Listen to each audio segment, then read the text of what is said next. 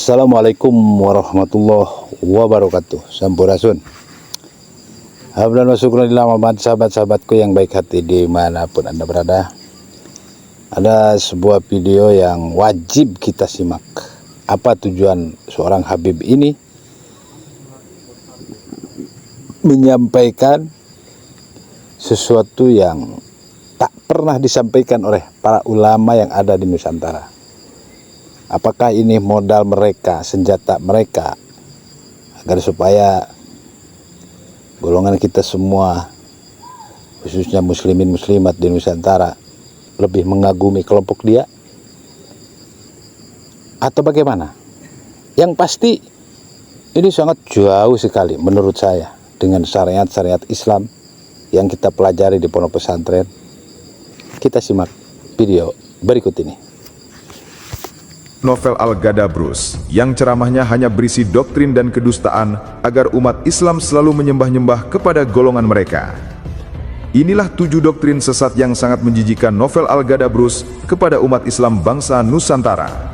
Mendustakan ayat Allah bahwa kemuliaan manusia bergantung iman dan takwanya. Ada yang ngomong, Bib kan sama-sama manusia, yang penting kan takwanya. Inna akramakum indallahi atqakum. Bib, yang penting takwa, Bib. Awakmu be awak aku, takwa aku yang mulia. Ayat ini bukan untuk menilai orang lain. Ayat ini ditujukan kepada kita yang membaca. Inna akramakum, yang paling bertakwa di antara kalian, yang paling mulia di antara kalian, yang paling bertakwa. Saya ini Habib, takwa saya seperti apa ya? Nah, Habibnya boleh ngomong begitu. Jangan dibuat ngukur orang lain, karena kita nggak tahu tingkat ketakwaan orang lain. Lah kita ini butuh enggak sama anak cucu Nabi? Islam ini butuh, karena darah Nabi ada di situ. Kalau mengatakan darah nggak ada manfaatnya, naudzubillah min dzalik.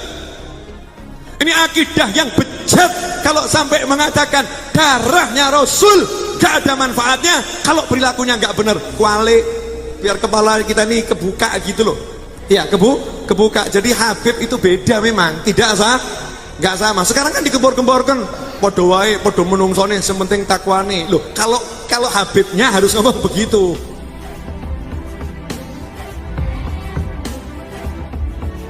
Dua, menfitnah Allah Ta'ala bahwa Allah adalah Tuhan yang rasis kepada umat Islam, karena yang diutamakan oleh Allah hanyalah kaum Baklawi Yaman. Bahkan berani berkata kemarahan Allah Ta'ala tergantung kemarahan golongan mereka. Yang menghormati pahalanya double, yang mencaci tuh kalau nggak tobat beneran habis tuh. Tunggu aja lihat habis, kau nggak tobat habis. Lu kalau keluarga Nabi semua ikhlas, rela, nggak ada apa-apa, Allahnya yang nggak terima. Makanya kalau ada Habib dicaci maki, diam saja, hati-hati jenengan. Karena Allahnya nggak diam, Kadang itu ada Habib marah, ditanya, Habib kenapa marah? Kalau saya nggak marah kesian dia. Kenapa? Karena kalau saya nggak marah, Allah yang marah. Kalau saya yang marah, Allah nggak jadi marah. 3. Salatnya umat Islam di seluruh dunia tidak akan diterima oleh Allah jika tidak mendoakan golongan mereka. Dan itu menegaskan kembali fitnah Novel Al-Gadabrus kepada Allah Ta'ala bahwa Allah adalah Tuhan yang sangat rasis kepada umat manusia.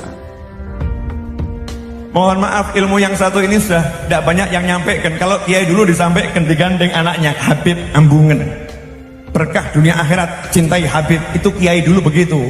Kalau anak muda zaman sekarang, tontok se Habib sopo, nok cocok gak apa-apa, gak cocok tinggal no. Kurang ajar iku Habib iku. Masya Allah. Na'udzubillah min dzalik. Jangan lupa, umat Islam di jagat raya sholatnya tidak akan diterima oleh Allah Subhanahu wa Ta'ala, meskipun sholatnya nangis sampai keluar air mata darah.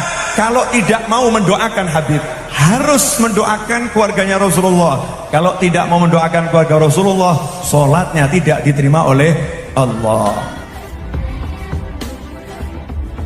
4. Tidak cuma Allah saja yang ia fitnah, Nabi pun difitnah sebagai orang yang rasis juga kepada umatnya. Nabi tidak akan mencintai umatnya yang tidak cinta keturunannya adalah bentuk fitnah keji Novel Al-Gadabrus kepada Rasulullah, seolah-olah beliau adalah manusia yang rasisnya luar biasa. Saya ngomong kan, Kalau ada orang nggak suka sama Habib Rizik, saya hapus dari hati saya. Kenapa? Orang itu nggak akan dicintai oleh Nabi Muhammad SAW. Dan kalau udah nggak dicintai Nabi, tidak akan dicintai oleh Allah Subhanahu wa Ta'ala. Umat Islam mulai gaya, mulai mengkoreksi Habibnya, mulai mengkoreksi ulama-ulama dari anak cucu Nabi Muhammad SAW. Orang yang seperti itu mirip dengan iblis. Maka tugasmu wahai santri, jaga Habibmu, lindungi Habibmu. Caranya, jangan celah, jangan caci, jangan maki, jangan hina, jangan rendahkan.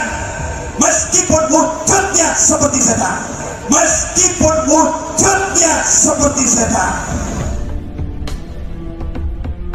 5. Menyuruh umat Islam meninggalkan ulama yang tidak cinta golongan mereka dan mengikuti ulama yang cinta kepada golongan mereka meskipun bodoh dan dangkal keilmuannya. Dari dulu orang diajarin cinta sama habaib. Itu pelajaran wajib.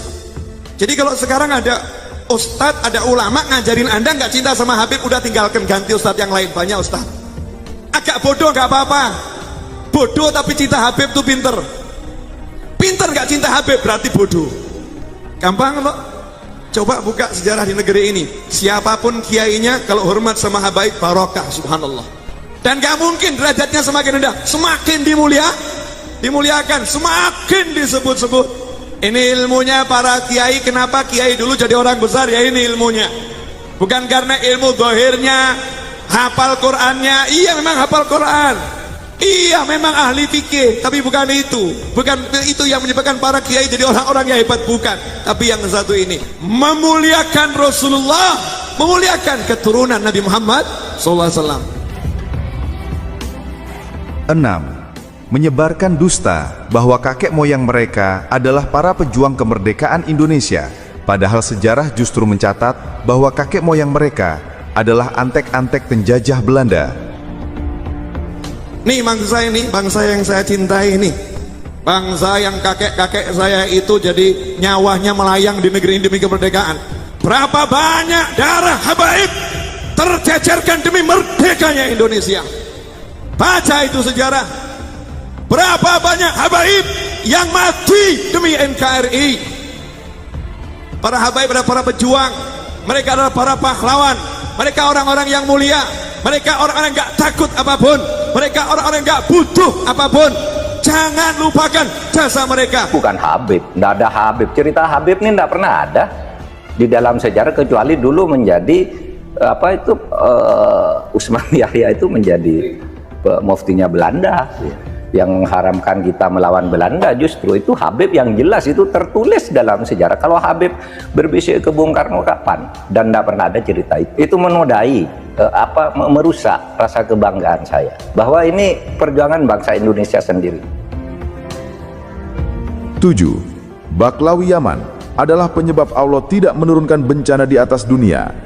Karena itulah Indonesia akan dihancurkan Allah Ta'ala jika kaum Baklawi Yaman sudah tidak dimuliakan oleh umat Islam bangsa Nusantara. Hum amanul ardi faddakiri. Mereka adalah yang menyebabkan bumi ini menjadi aman. Karena wujudnya mereka, adanya mereka, bumi ini aman. Mestinya udah gempa 20 skala Richter. Di kampung itu kok ada Habib nggak jadi itu. Mestinya udah gempa 20 skala Richter. Di kampung itu kok ada Habib nggak jadi itu. Sebagaimana bintang-bintang di langit tanda aman, maka wujudnya anak cucuku adalah tanda keamanan. Maka amannya bumi tergantung amannya habaib seluruh Indonesia. Maka amannya bumi tergantung amannya habaib seluruh Indonesia. Makanya kalau bangsa ini mau aman, kampung kita mau aman, kota kita mau aman, jangan jauhi habaib, jangan musuhin anak cucu Nabi, jangan jauh-jauh dari keluarga Rasulullah SAW. Begitu keluarga Rasulullah dijauhkan, disingkirkan, dimusuhin, tunggu saja saatnya akan tiba. Maka tugasmu wahai santri, jaga Habibmu, lindungi Habibmu. Caranya, jangan celah, jangan caci, jangan maki, jangan hina, jangan rendahkan. Meskipun wujudnya seperti setan, meskipun wujudnya seperti setan. Itulah 7 doktrin sesat dan menjijikan Novel Al-Gadabrus di setiap ceramahnya, sehingga wajar jika ia ditolak umat Islam yang sudah sadar akan doktrin-doktrin sesat yang diajarkannya. Itulah yang disampaikan kelompok-kelompok mereka ini kepada sahabat muslimin muslimat di Nusantara, dari Sabang sampai Merauke, dari Pulau Rotes sampai Miangas. Saya minta komentar, saya minta pendapat Anda semuanya. Bagaimana menurut Anda tentang penyampaian Mau'izatul Hasanah yang dia sampaikan barusan kita simak? Adakah hasanahnya atau bagaimana? Bagaimana menurut Anda? Terima kasih. Assalamualaikum warahmatullahi wabarakatuh. Salam Pancasila.